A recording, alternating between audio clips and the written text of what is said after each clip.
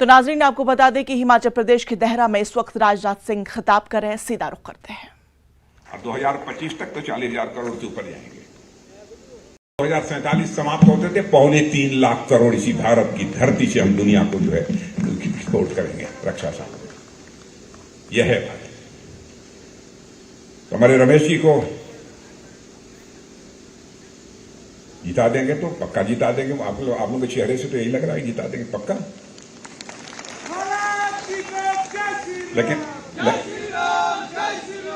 लेकिन रिकॉर्ड तोड़ जिता देंगे, रिकॉर्ड तोड़।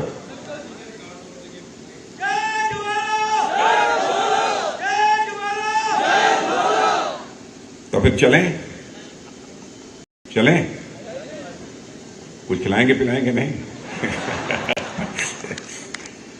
बहनों भाइयों, आप सबसे मिलकर बेहद खुशी हुई। आप सबको बहुत बहुत धन्यवाद। बोलिए भारत माता की, भारत माता की। धन्यवाद।